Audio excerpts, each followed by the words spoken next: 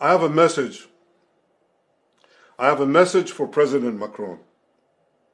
Today, Israel is defending itself on 7 fronts against the enemies of civilization. We're fighting in Gaza against Hamas, those savages who murdered, raped, beheaded, and burned our people on October 7th. We're fighting in Lebanon against Hezbollah, the most heavily armed terror organization in the world, which was planning an even greater massacre than October 7th on our northern border, and that has rocketed Israeli towns and cities for nearly a year.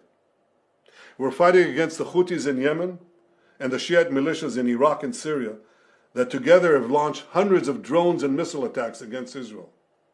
We're fighting against terrorists in Judea and Samaria who are trying to murder civilians in the heart of our cities.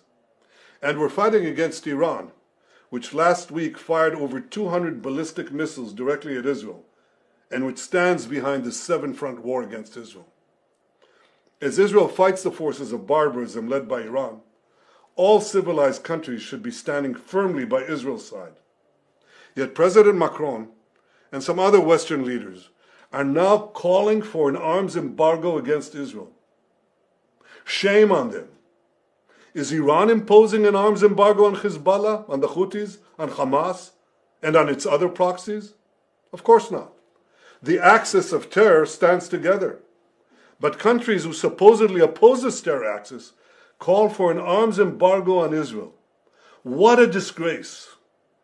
Well, let me tell you this. Israel will win with or without their support. But their shame will continue long after the war is won.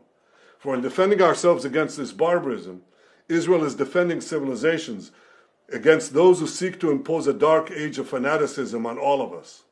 Rest assured, Israel will fight until the battle is won, for our sake and for the sake of the peace and security of the entire world.